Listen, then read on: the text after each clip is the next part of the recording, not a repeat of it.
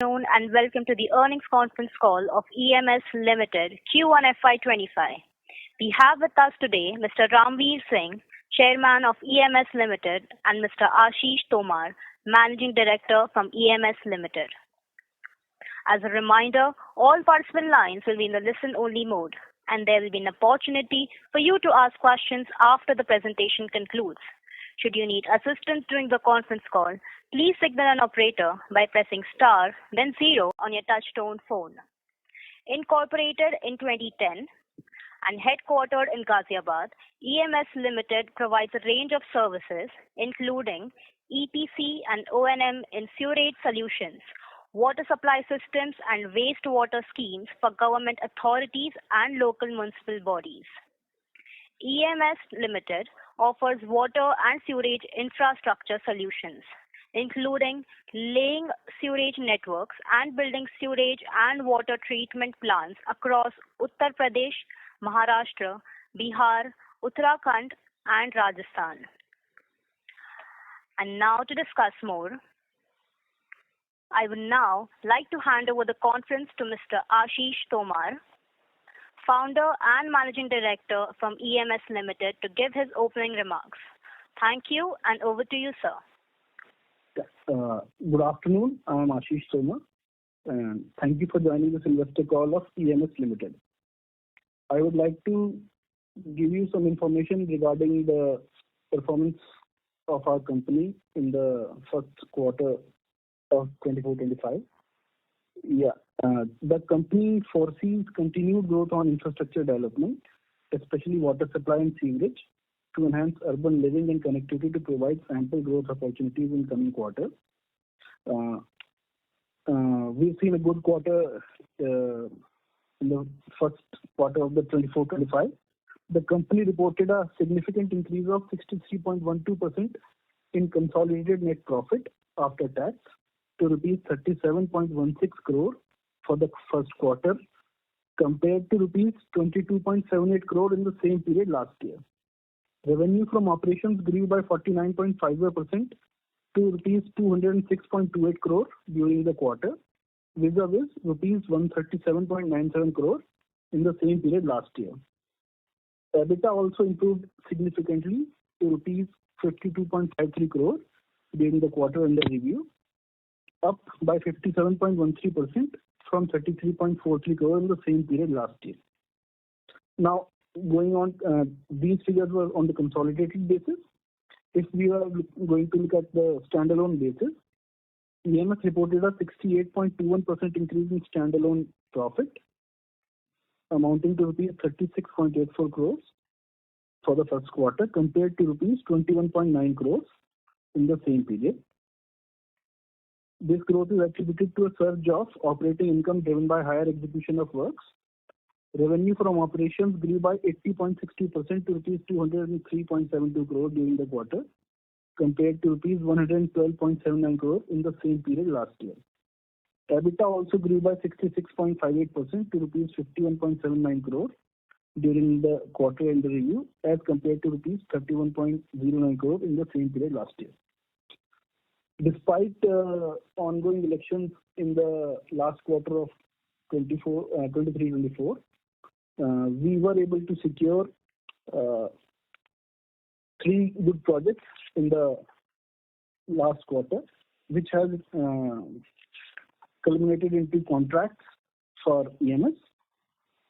These include one work in Vikas Nagar, amounting in excess of 530 crores.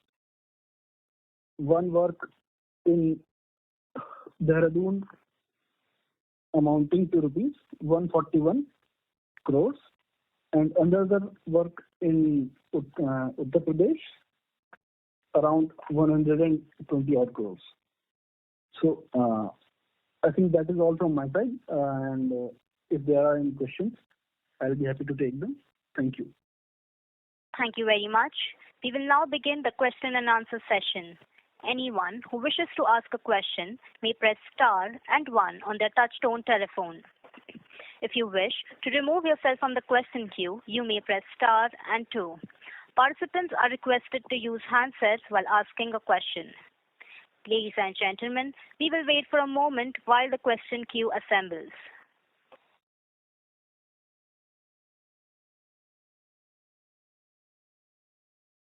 The first question is from the line of Dhruvesh from Prospero Tree. Please go ahead. Hi, sir. Thank you for the opportunity and great results. Congratulations on that.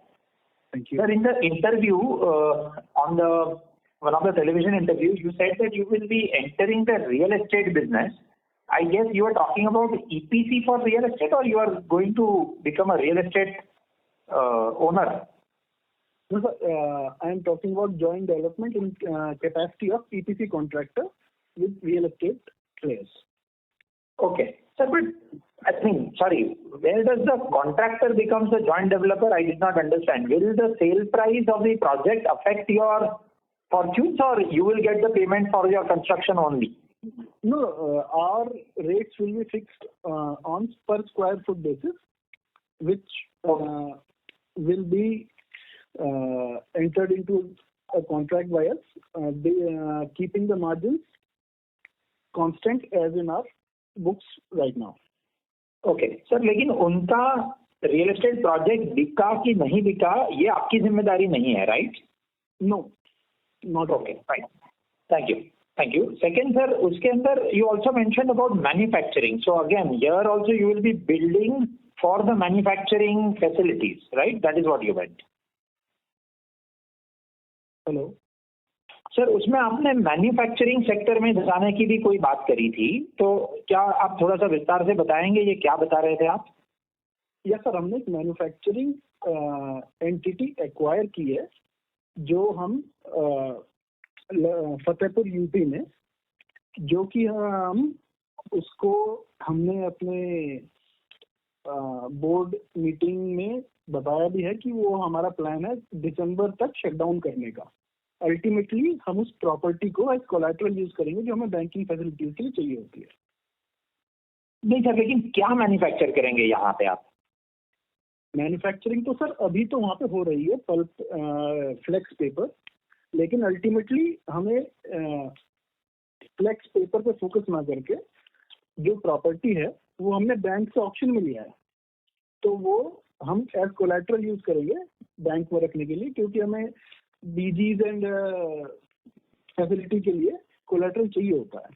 जैसे अभी हमने sir 2-3 साल पहले यहाँ पे NPA unit थी mascot करके, वो एक्वायर की थी, और उस पे almost 60 to 70% of market value पे वो हमें बैंक से ऑक्शन में मिल गई थी. एंड राइट नाउ वो आज की डेट में लगभग हमने खरीदी थी वो 22-23 करोड़ रुपए की, और आज बैंक में वो 50 करोड़ की वैल्यू पे एज कोलैटरल सबमिटेड है. सर, तो ये वाले प्रॉपर्टी भी कितने में लिया है, जो नया वाला है फ्लेक्स वाला?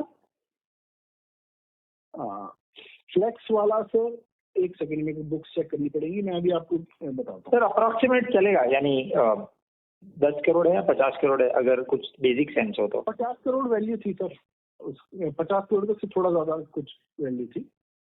ओके सर, तो ये मैं समझता हूँ कि आप इसे डिस्काउंट में ले रहे हैं, तो ये आपकी एक पॉजिटिव तरीका है, लेकिन जनरली इन्वेस्टर्स में not like to see it in this way, क्योंकि हमारा काम एसेट अक्वायर करना तो नहीं है. तो फिर ठीक है, ये आपको 30-40% डिस्काउंट में अभी मिल जाता है, लेकिन बियॉन्ड द पॉइंट प्रॉपर्टी के प्राइसेस तो फिर अटक जाएंगे एक लेवल पे, फिर वो ड्रैग रहता रहेगा हमारे बुक्स पर. नहीं सर, देखिए इन ईपीसी बिजनेस हमारे काम में हमें परफॉर्मेंस गारंटीज बैंक को देनी पड़ती हैं, सॉरी एम्प्लॉयर्स को, और बैंक से परफॉर्मेंस गारंटीज इश्यू करवाने के लिए हमें कुछ कैश मार्जिन और कुछ कोलैटरल रखना पड़ता है, जो लगभग 20-30% के आसपास रहता है. तो वो प्रॉपर्टी तो सर हमें चाहिए ही चाहिए. मान लीजिए अभी अगर मैं देखूं तो लगभग हमारी अराउंड 500 करोड़ के आसपास की फैसिलिटी है, तो उसके लिए हमें कोलैटरल चाहिए. और आगे जैसे जैसे हम बिजनेस प्रोग्रेस कर रहा है, तो वो फैसिलिटीज को इम्प्रूव करने के लिए, उन्हें बढ़ाने के लिए हमें कोलैटरल भी आगे चाहिए ही होगा. तो जब लेना ही है तो सर ये हमें जब डिस्काउंट पे मिल रहा है तो इसलिए ये कॉल लिया गया। Fair enough. Sir, and in terms of overall order pipeline and order book, अगर आप इसके बारे में लास्ट एक क्वार्टर में क्या इंक्रीमेंटल काम हुआ है उसके बारे में अगर कुछ बता सके। That's it. That is my last question. Incremental last quarter में सर हमारा लगभग 203 करोड़ का रेवेन्यू आया एज कम्पेयर टू जो फर्स्ट क्वार्टर ऑफ 23-24 था वो 112 करोड़ था, तो लगभग 80% की। नहीं sir, I am talking more from an कि आपने कितने जगह पे नया पार्टिसिपेट किया है, क्या टाइप की आपकी उम्मीदें और दिखी लास्ट 3 महीनों में के काम में। जो बिड्स पाइपलाइन में है सर वो लगभग 4000 करोड़ से ज्यादा की हैं जहाँ पे हमने पार्टिसिपेट कर रखा है, और मैक्सिमम 1 से 2 महीने के अंदर इनका रिजल्ट आ जाना चाहिए। रही बात जो हमें नए ऑर्डर्स मिले हैं तो वो इलेक्शन के चलते, क्योंकि अभी 2-3 महीने पहले इलेक्शन कंक्लूड हुए हैं, उसके चलते जो इवैल्यूएशन प्रोसेस रहती है वो थोड़ा स्लो डाउन थी। जो टेंडर्स हमने Q3 सेकंड क्वार्टर में भी डाल रखे थे पिछले साल के, वो भी जाके अब इसके बाद खुले हैं, तो इस वजह से जो न्यू ऑर्डर इनफ्लो है वो इतना ज्यादा नहीं था, लेकिन फिर भी इलेक्शंस होने के बावजूद भी हम 3 से 4 काफी बड़े प्रोजेक्ट्स एक्वायर करने में सक्सेसफुल हुए। एंड वी होप कि जो आने वाला 1-2 मंथ है इसमें जो 4000 करोड़ की बिग पाइपलाइन है, considering our success ratio of 10-15%, तो ये ऑर्डर में जरूर कन्वर्ट होंगे। सर आज की ऑर्डर बुक कितनी है as of today? In excess of 1800 crore unexecuted work है हमारे पास अभी। Okay, thank you sir. Thank you very much. Ladies and gentlemen, in order to ensure that the management is able to address questions from all the participants in the conference, please limit your questions to 2 per participants. The next question is from the line of Prathamesh from Tiger Asset. Please go ahead. Yeah, so just to follow up, I think yesterday I was listening to one of your interviews. So you told like in coming time we also will be going to for the road EPC. तो मुझे sir ये जानना था कि अभी आपने जो margin है 24% के, वो आपने कल कहा था कि सस्टेनेबल हो गया even in the road, so just wanted to know. नहीं सर, अगर हम प्रोजेक्ट सिलेक्शन ठीक से करें तो जो प्रोजेक्ट्स जिनका मैग्नीट्यूड थोड़ा बड़ा है और हैम मॉडल के प्रोजेक्ट्स हैं तो उनमें मार्जिन अचीवेबल है। ओके, तो I think sir HAM model के लिए I think we will also require funds, तो कुछ फंड रेज का कुछ प्लान देख रहे हो आप? अभी तो कोई रिक्वायरमेंट नहीं है सर, वो इतने ऑर्डर्स कन्वर्ट हो जाते हैं और क्या सिक्योरिटी उस पर भी थोड़ा बेस करेगा, लेकिन एज ऑफ नाउ कोई रिक्वायरमेंट नहीं है। 1-2 प्रोजेक्ट तो हम जो हमारे पास वर्किंग कैपिटल अवेलेबल है उसी से ओके। ये रोड का कब से आप देख रहे हैं सर, मतलब बिजनेस में लाने के लिए? आप लास्ट 2 क्वार्टर से कह सकते हैं। हमने 2 बिड्स डाली थी, वो अनफॉर्चुनेटली सक्सेसफुल नहीं हुई है, बाकी और बिड्स हम प्लान कर रहे हैं। Okay sir, just like I was little bit curious कि लाइक वाटर में इतनी सारी डिमांड है, जल जीवन मिशन, नरीमन गंगा वगैरह, तो लाइक अपन वाटर को छोड़ के लाइक रोड पे भी क्यों देख रहे हैं? Like why are we not focusing on to water only? जैसे कि अपन की ग्रोथ भी अच्छी आई है last couple of years. Sir देखिए, सेक्टर छोड़ने की बात नहीं कर रहे हैं, प्राइमरी फोकस तो हमारा वाटर ही रहेगा।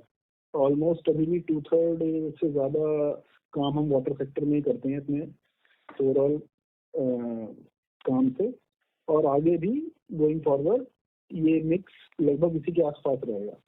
लेकिन फॉर ग्रोथ दूसरे प्रोस्पेक्ट्स भी हम देख रहे हैं without compromising in the margin. अगर इसी मार्जिन पे सर काम मिल जाता है तो बहुत बढ़िया, क्योंकि हम तो जो बिड डालेंगे वो यही अपना मार्जिन समझते हुए डालेंगे। ओके और सर ये 1800 करोड़ की ऑर्डर बुक कब तक एग्जीक्यूटेबल है? 2 से 2.5 साल के अंदर सर ये एग्जीक्यूट होंगे। ओके। और सर EBITDA अपना 24% से रहेगा, 24 से 26? हाँ सर, ये तो सब यही मार्जिन के साथ डाले गए प्रोजेक्ट्स हैं। जी जी, ठीक है। Okay sir, thank you so much. Thank you. Thank you very much.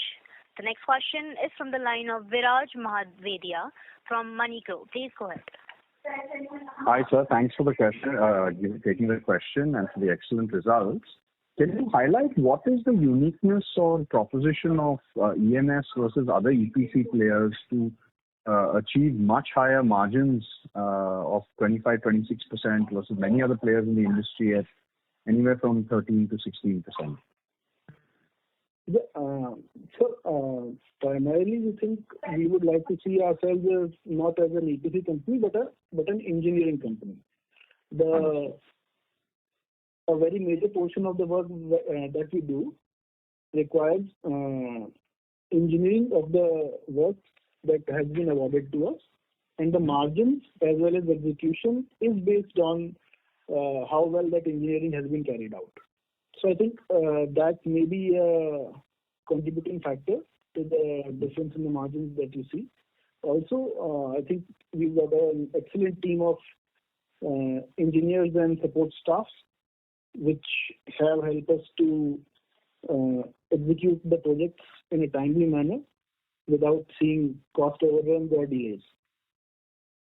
Right. So do you actually take on... Yeah. Right. Please go ahead. Yeah, no, apart from that, we operate on an asset-light model. We do not have any debt on our balance sheet. So all these factors cumulatively contribute to the margins, as you can see. समझ गया जी. So tell me, if a municipality were to give you a contract either to build a new sewage system or to upgrade or renew an existing very old sewage system, yeah, would you simply design it and outsource the actual work to other people? So is your uniqueness really your understanding of everything that's below the ground around the sewers, and hence you can design this including the necessary equipments and latest technologies, etc.? And is it that you just contract out the remainder of the work and hence you maintain the high margins? Is that understanding correct? We execute the work also. The design team is and execution teams, both are different in our company, and the execution teams carries out the project based on the design that is done by the design team. So we do not subcontract the work to other contractors. We execute the work ourselves. Understood. And who is your competition in this space? Are there a lot of players, niche players in the sewerage sector, and are any of the bigger EPC or design companies getting into this space? Yeah, if you were to consider players similar to our size, then I think there's a few companies based out of Gujarat, LC Infra, BR Agarwal, Infracom. Then there are some companies in Mumbai. Khiladi Infrastructure is one of them. And then some companies based out of Andhra, Mega Engineering.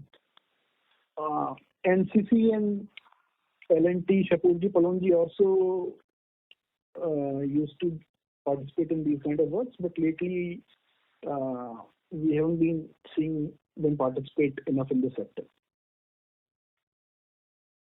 Understood. And given the runway on orders, are you likely to see a swelling order book in the next 6 to 9 months, given the comments in the budget regarding water sector and sewerage? Yeah, surely, for sure. I think there's going to be a significant increase in the water sector works that are going to come out of the government entities, and those will definitely translate into much more orders for us, I think. Understood. How many orders have you bid for currently? Total value? Currently, sir, we have bid for orders worth of 4,000 crores excess.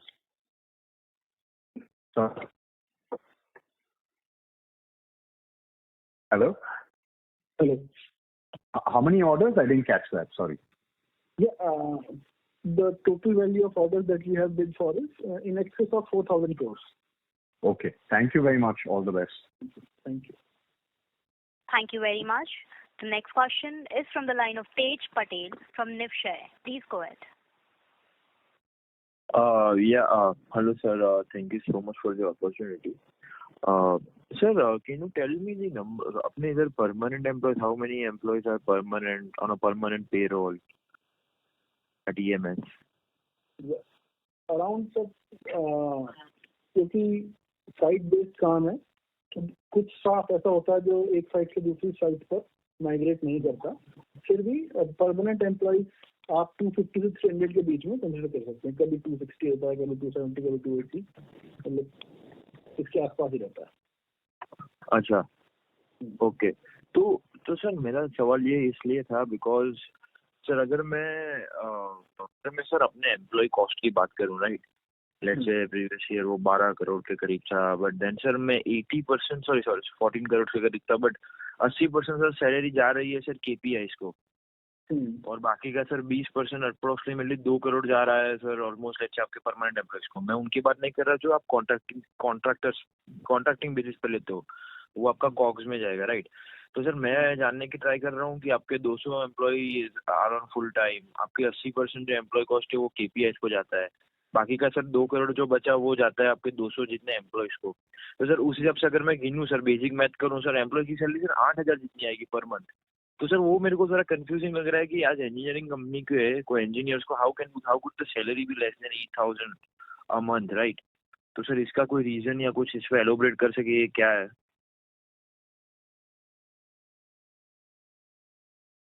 Hello. One second sir, I think I'd like to check. Give me 1 minute. I don't think कि ऐसा होगा. मैं एक minute check कर लेता हूँ. हाँ जी.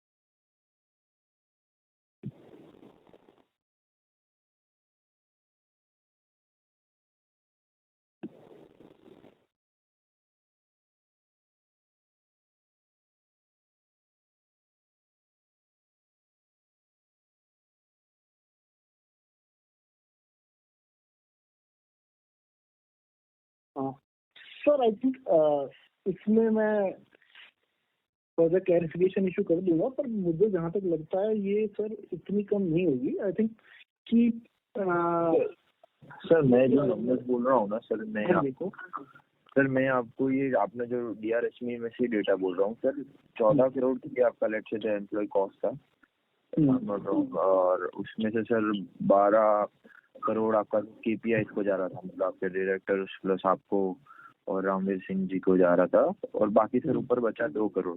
2 करोड़ में सर आप बोल दो कि आपके जो परमानेंट पेरोल पे एम्प्लॉय थे वो 200 है सर. तो सर बेसिक मैथ लगाए तो सर उतना ही आएगा. और मैं सर लेट्स आपने जो डीआरएसपी में एम्प्लॉयज का, हेलो, हाँ जी, आप जो है हमारी हर महीने की जो हम सैलरी शीट है वो कम से कम 70-75 लाख रुपए है जो एम्प्लॉयज को जाती है. 270-72 एम्प्लॉयज को हर महीने की. ऐसा हो ही नहीं सकता जो आप कह रहे हैं 2 करोड़ होगी. कम से कम 9-10 करोड़ रुपए है वो. आपको कुछ गलत हुआ है.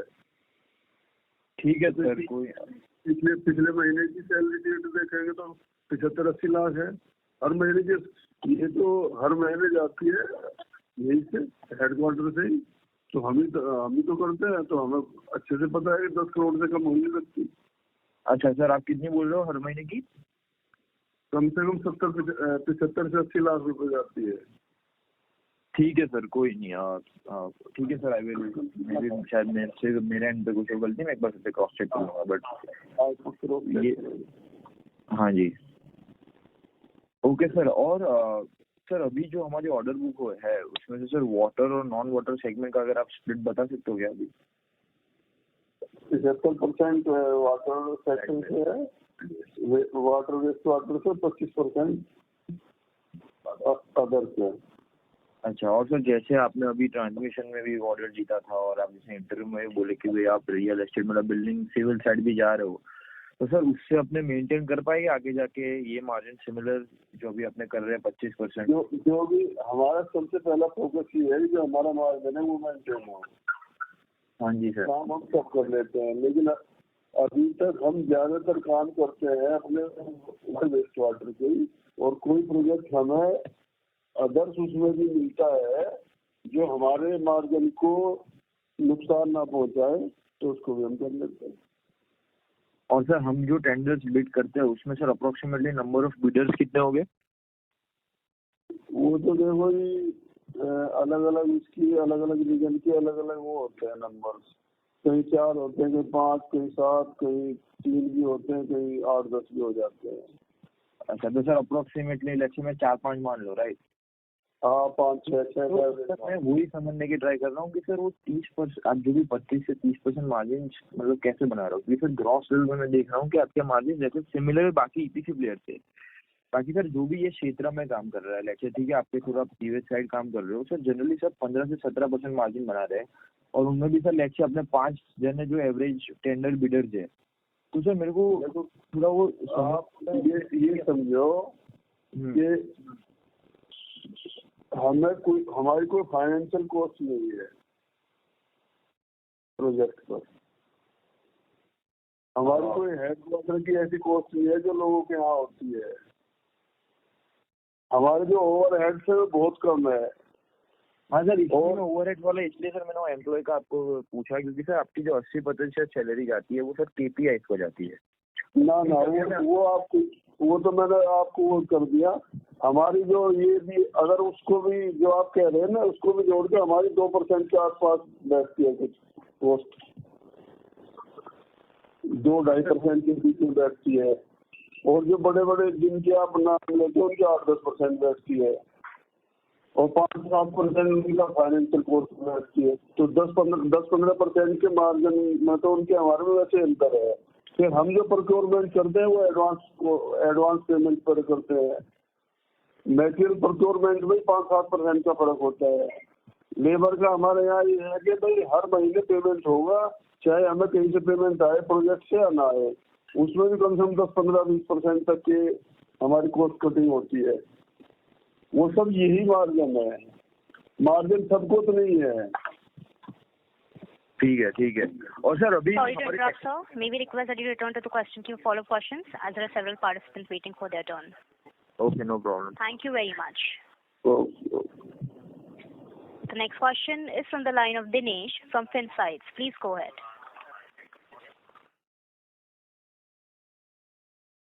Mr. Dinesh, you're unmuted. Please go ahead with your question. Hello, can you hear me now? Yes, sir. ये आवाज आ रही है? हाँ, ओके सर, मुझे first of all very congratulations on a good set of numbers. मेरा एक question था sir, मैं आपका जो फाइनेंशियल देख रहा था, तो हमने 75% ऑफ कंपनी एक्वायर किया है, that's bridge Bihari pulp and paper private limited. क्या इसका आप जरा डिटेल्स बता सकते हैं कि ये क्या है? मतलब इज इट जस्ट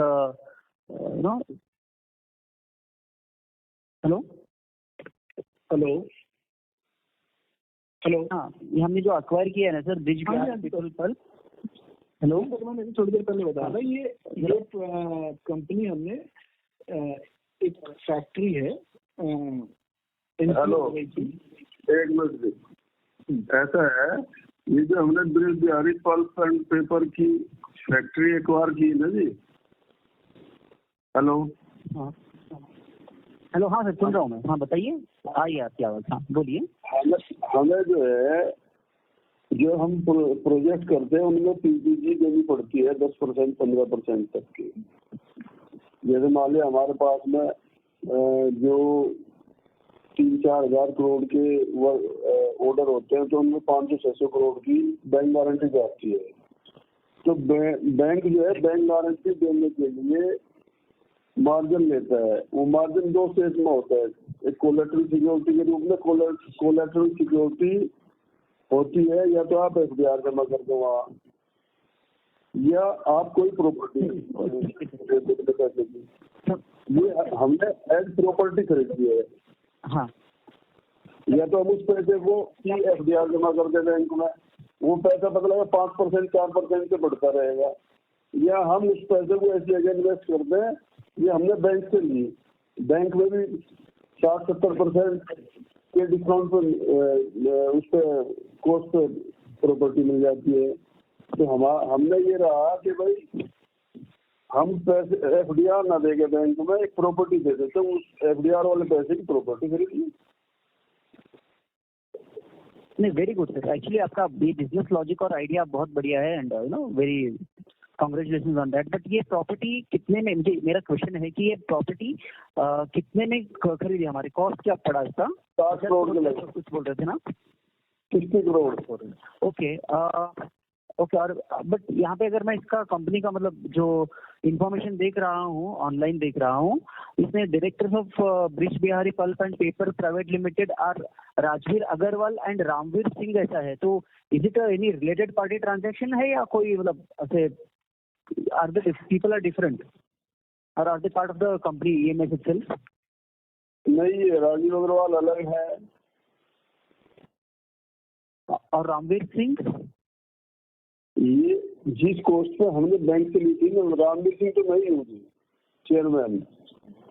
ओके हमने हाँ, बट यहाँ पे तो डायरेक्टर लिखा हुआ है कि हाँ देखो क्या था कि भाई हमने ली थी इसी पर, हमने जो पार्टिसिपेट किया था इसी पर पर्चे किया था। वो कहने लगे कि भाई आपस में कंपटीशन ना हो, तो हमने मिलकर ले लिए। तो फिर ये हमने कहा भाई हमें तो बैंक में कोलेटरल में रखनी, तो उन्होंने कहा कि मैं पार्टनर हूँ तो मैं तो रख नहीं पाऊंगा, तो आप मेरे पैसे दे दो और आप इसको रख लो। तो फिर उन्होंने वो हमारी तरफ कर दी, तो हमने वो EMS में वो शेयर ले लिया। तो अब ये कंपनी EMS के कंपनी के सब्सिडरी हो गई, राइट? 75% इक्विटी के बाद। बिल्कुल। और कंपनी का एसेट हो गए 25% मेरा है। ओके, 25% आपका पर्सनल और 75% EMS के ऊपर है, राइट? हाँ। ओके ठीक है, बिकॉज वो आपके प्रेस रिलीज में कहीं दिखाई नहीं दिया इसलिए पूछा। Okay sir, thank you for that information. मेरा अगला सवाल है कि इस साल में मतलब FY25 में आप क्या टोटल रेवेन्यू एक्सपेक्ट कर रहे हैं अपने बिजनेस से, EMS से? 25-30% प्लस पिछले साल से। 45 सुना नहीं दे रहा, फिर क्लियर नहीं आ रहा है। 1000 करोड़ के आसपास। 1000 crore. Okay sir, thank you very much. Okay thank you very much. Thank you very much. Ladies and gentlemen, in order to ensure that the management is able to address questions from all the participants in the conference, please limit your questions to 2 per participant. The next question is from the line of Rishit Jhaveri from Pi Square Investments. Please go ahead. Hi sir, congratulations for the good set of numbers. Sir, I just wanted to know कि अभी अपने पास कितना cash पड़ा होगा balance sheet में before the acquisition of the new land?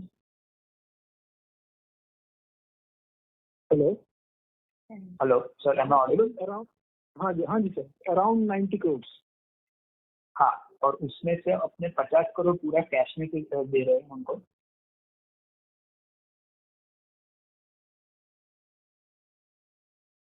Hello. हाँ जी sir. Okay. और sir अपना जो मार्च एंड पे मैं नंबर देखूँ तो अपना जो ट्रेड रिसीवेबल्स था वो बहुत स्ट्रेच हो गया था, अराउंड 240-250 करोड़ था। सर वो कूल डाउन हुआ है, हमको नया कितना कैश रियलाइज हुआ है ट्रेड रिसीवेबल्स में से ये क्वार्टर में सर? वो तो सारा पेमेंट आ गया सर। ये क्वार्टर में सर कितना आया है sir? Let me check sir.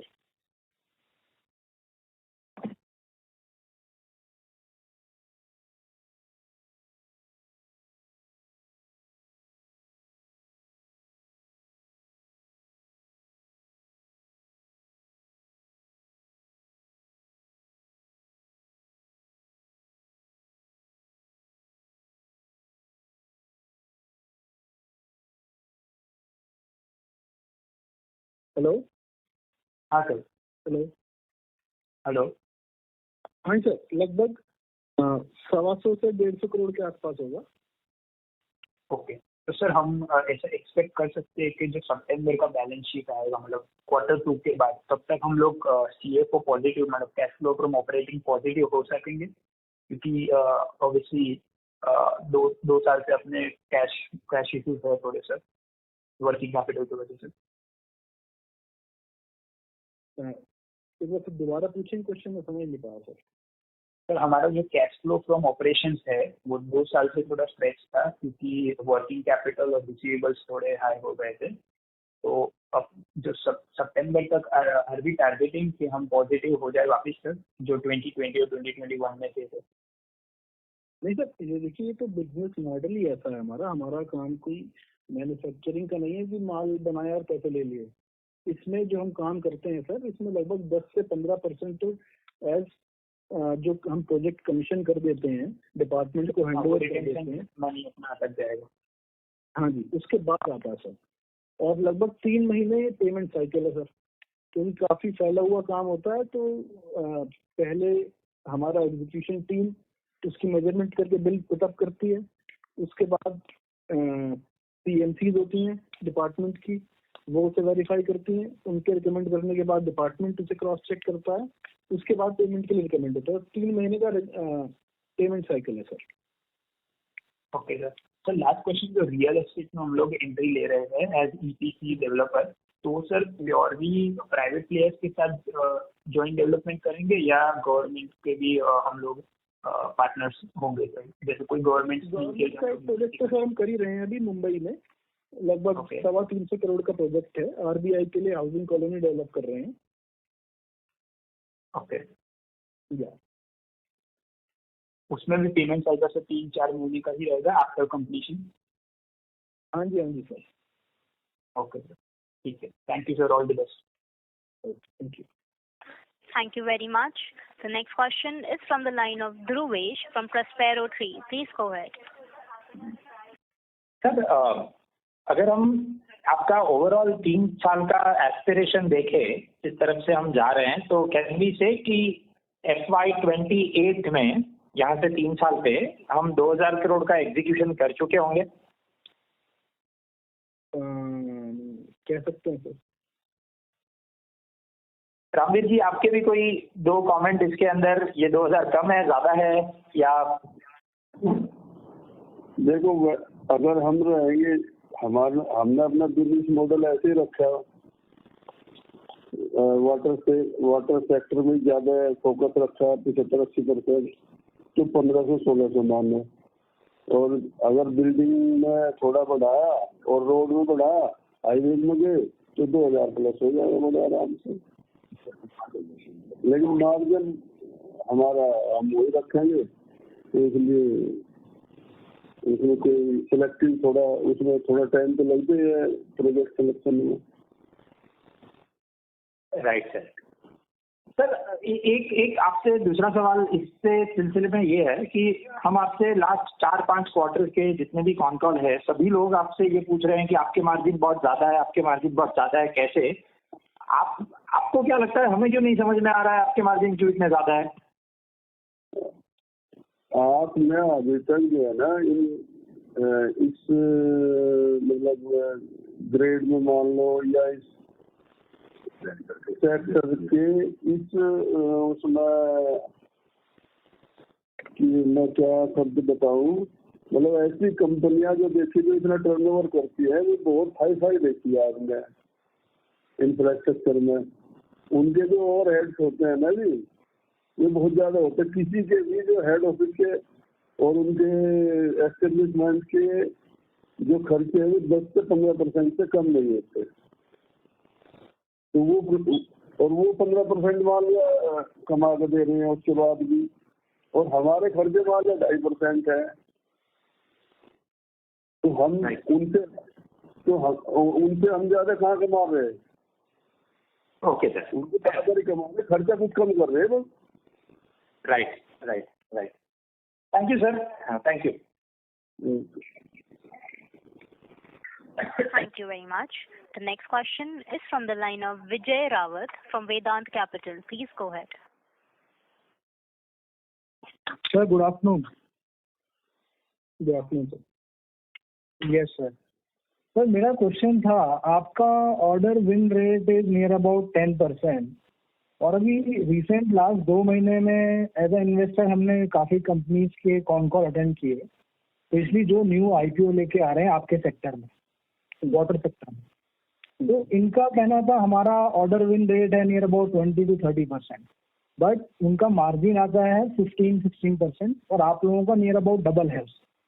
तो अगर हमें कंपनी का ग्रोथ रेट बढ़ाना है तो अगर हम उस चीज पे और प्रोसेस ला सकते हैं क्या कि ऑर्डर विन रेट हम बढ़ाएं और थोड़ा मार्जिन में कॉम्प्रोमाइज करें तो अपना ग्रोथ रेट कुछ अच्छा आ सकता है आगे जाके?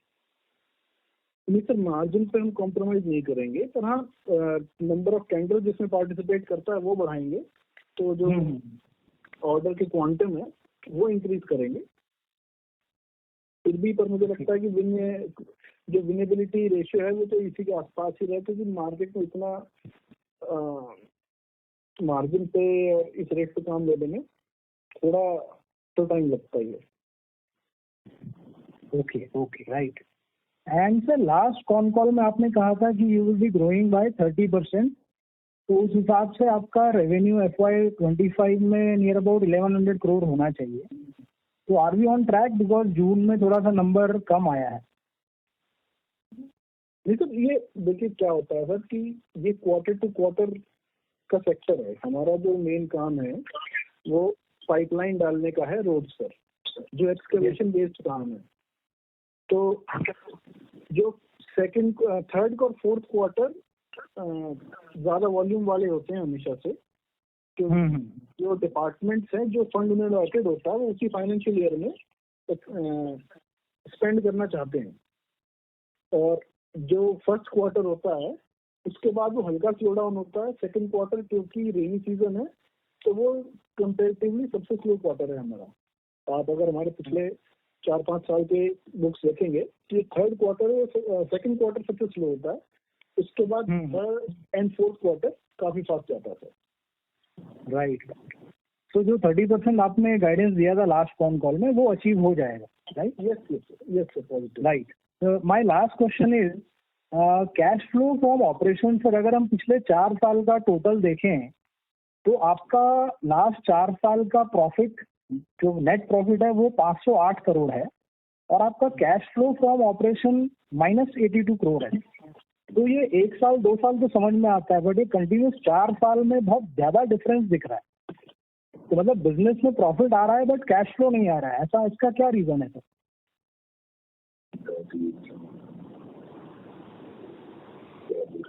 आज इसमें क्या होता है, हमारे यहाँ 15% तक तो सिक्योरिटी और रिटेंशन रहते हैं और 3 महीने का साइकिल है।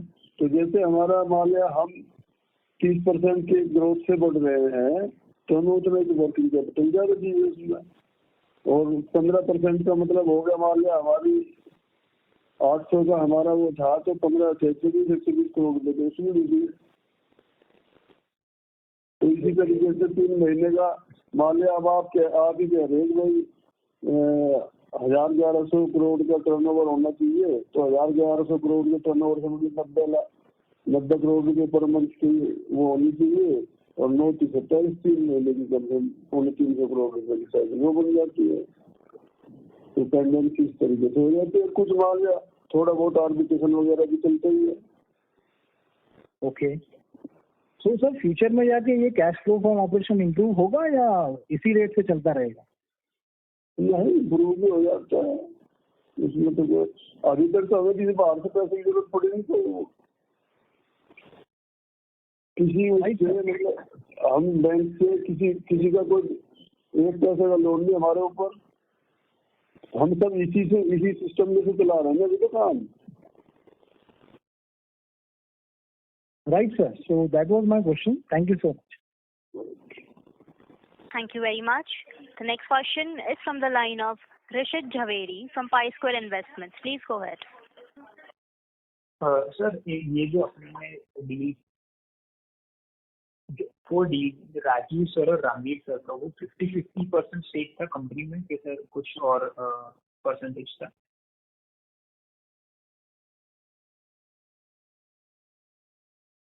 Hello hello hello. हाँ सर, मेरा आवाज़ आ रहा है सर? हाँ रही।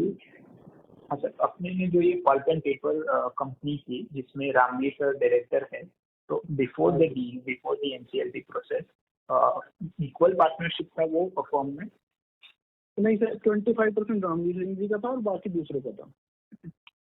ओके, तो वो जो दूसरे पार्टनर है उन्होंने पूरा स्टेक, मतलब उनका हम लोग ने स्टेक ले लिया ईएमएस में, और 25% अभी भी रामवीर सर का ओनरशिप रहेगा। हाँ जी, हाँ जी। Okay, thank you sir. Thank you very much. The next question is from the line of Jitain, an individual investor. Please go ahead. Hello, can you hear me?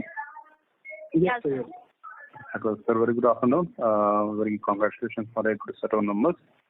So, though some of my questions has already been answered regarding the seasonality, but also, but I want to ask one tweak over there. Yeah. And with regard to seasonality, like Q1, so normally there has been elections, right? So, but irrespective of it, because the payment stream has been strong, so you have done an excellent job over there. So going through Q2 is also slower. So if you could give me like a breakup, H1 versus H2 in terms of percentage, how much H1 contributes to and how much H2 contributes to.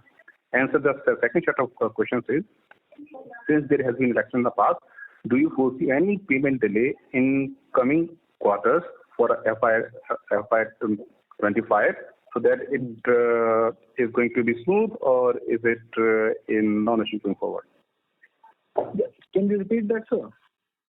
So for the payment delay issue, because there are many organizations which are facing the payment delay issue.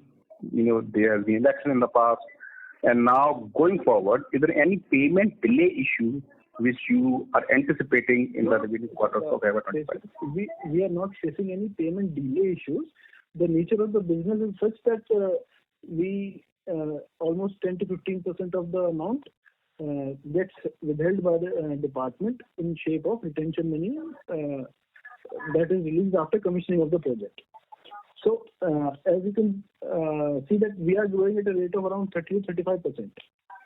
So the retention money which is going to be released this year, considering the completion time of projects is around 3 years. So this year, those projects for which have been completed, started 3 years back, those projects retention money will be released today.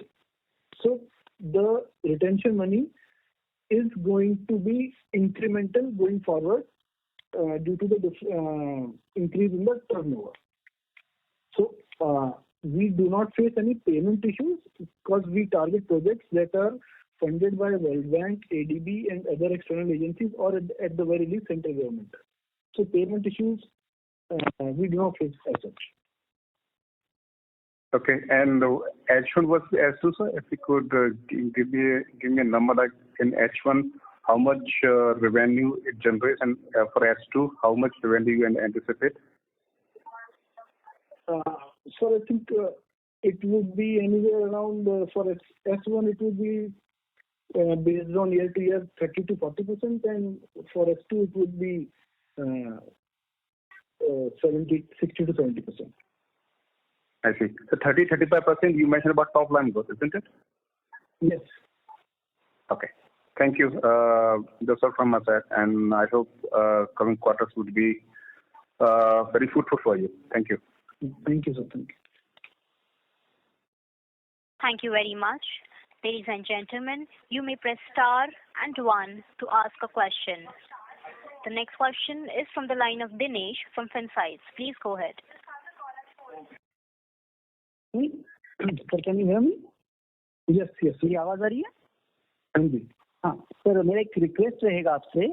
आपने जो paper pulp और जो project हमने खरीदा है 75% stake में, my request to you, आप because if I just read the financial और जो report आपने release किया है press release, उसमें कहीं उसके details नहीं है. Since it's a major acquisition of 50-60 crores का, so whenever such transactions happen, right? As an investor, we would like to know कि क्या हुआ है, मतलब हमें कितना what was the cost of it, what was the condition क्या था वो project का, वो paper pulp, is it an operating company or it is just a land which we have acquired. तो थोड़ा आप अपना एक लेवल ऑफ डिस्क्लोजर जो होते हैं उसको इम्प्रूव करने की जरूरत है सर, वरना वो और उसमें who were the previous owners और व्हाट इज द, जैसे अभी आपने बताया कि 75% is with EMS and 25% is with the individual person Ramveer Singh sir. तो ये सब जो चीजें हैं, and my request to you is कि आप इसके ऊपर एक डिस्क्लोजर रिपोर्ट ऐसा प्रेस रिलीज लेके आइए ताकि इन्वेस्टर्स को ये बात क्लियर हो. Is it fair sir? Hello hello. हाँ सर, सुनाई दे रहा है. हेलो, हाँ बोलिए. ये है ना जी, ये आज की तारीख में 40 यूनिट है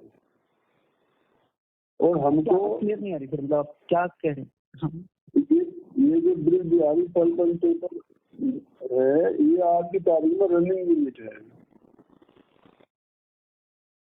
हेलो रामवीर सर, आपकी आवाज नहीं आ रही. आपकी आवाज sir, I'll take that question. Sir, existing unit थी, इसमें 25% रामवीर सिंह जी थे.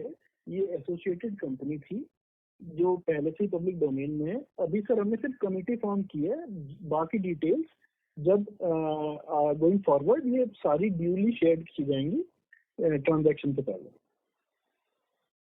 ओके, सो ट्रांजैक्शन कंप्लीट नहीं हुआ है अभी तक, so payment has not been done, is what you are saying? नहीं सर, नहीं. Okay great sir, thank you sir. मेरा उतना ही सजेशन रहेगा. आप हाँ बोलिए. अभी तो कंसिडर किया हमने, इसलिए बताया कि एक्वायर करने की सोची है.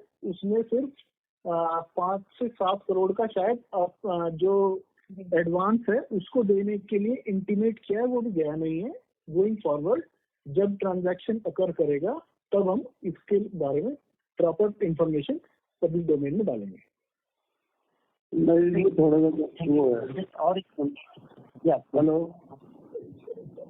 ऐसा है कि ये डिसीजन जैसे लिया गया, ये कोई कंपनी टेक ओवर का डिसीजन नहीं है, ये एसेट टेक ओवर है. हमको जो है या तो हम एफडीआर दे बैंक में या हम कोई प्रॉपर्टी दे बैंक में, ये हम एज ए प्रॉपर्टी खरीद रहे हैं इसके लिए. एफडीआर तो मिलेगा हमें 5%. क्वेश्चन है.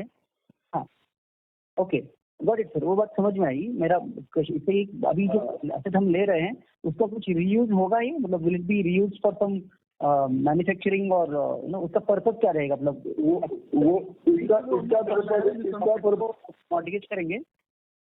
इसका पर्पस है ओनली मॉर्गेज कोलेटरल के रूप में, या तो हम ओके. बट उसका भी जो हाँ बोलो. सर मेरा क्वेश्चन है, अभी जो प्रॉपर्टी है तो उसमें कुछ मैन्युफैक्चरिंग हो रहा है, नहीं हो रहा है? इज इट और उसमें से जो है फ्लैक्स पेपर मैन्युफैक्चरिंग चल रही है. ओके, तो उसका रेवेन्यू कहाँ जाएगा सर? मतलब हम वो कंटिन्यू करेंगे, नहीं करेंगे कंटिन्यू, उसका क्या होगा आगे एक्वायर करने के बाद? उसका तो हम पूरा एक उस पर अपनी वो बना के कमेटी और उसको देखेंगे. बस चलाने के लिए फायदे में होगी तो चलाएंगे, नहीं तो बंद कर देंगे. हमने ये चलाने के लिए ले रहे हैं, हम एसेट खरीद रहे हैं जो हमें ये बैंक से एसेट दिया था, सेम रेट पे हम ले रहे हैं. नहीं समझ गया सर, वो आपका ट्रांजैक्शन यहाँ तक समझ में आ गया. तो मेरा हम लोगों का as an investor we want to know, जब भी आप कोई ऐसा बड़ा इन्वेस्टमेंट करते हैं 50-60 करोड़ का, जो हमारे लिए बड़ी अमाउंट है फॉर आवर कंपनी, राइट, तो आगे चल के क्या होगा उस एसेट का? मतलब हम लोग उसको ठीक है हम लोग बेचेंगे या नहीं बेचेंगे, उसको मॉर्गेज ही रखेंगे, उसका रीयूज होगा? आज जो है वो 50 करोड़ की 60 करोड़ की जिसकी कीमत जो बैंक से मिली हमें, वो कम से कम 100 करोड़ से ज्यादा का एसेट है आज ही, और वो और तेजी से एस्केलेट होगा। और नहीं तो एक ये है कि हम एफडी डाल दें 50 करोड़ की, उसमें 5% का इंटरेस्ट मिलेगा, उस पर 30% का हम वो देंगे इनकम टैक्स, तो वो 50 करोड़ की हर रोज घटती चली जाएगी। वो पैसे तो वो एफडीआर तो हमें देनी है, या तो हम एफडीआर दें या कोई कोलेटरल दे, कोई एसेट दे उसके बदले में। कोलेटरल नहीं, यहाँ तक बात ठीक है सर, वही कह रहा हूँ मैं आपको, मतलब आगे चल के बोल रहा हूँ। व्हेनेवर वी ऐसा कोई हम लोग ऐसे अगर हम करते हैं तो अगर हमें लगेगा कि इसकी मैन्युफैक्चरिंग चालू रखने में कंपनी को फायदा होगा कि ये इसका वैल्यू एडिशन करेगी, 10 जो इसका मान लिया जो भी इसमें प्रोडक्शन होगा उसमें 15%, 10%, 20% का प्रॉफिट देगी तो चलाएंगे, नहीं देगी तो क्यों चलाएंगे? हम नहीं चलाएंगे। ये हमारा प्राइमरी पर्पस और फर्स्ट पर्पस वही है, कोलेटरल वाला ही। ठीक है sir, thank you sir, thank for the clarification, all the best. Thank you very much. Next question is from the line of Dhruv Joshi.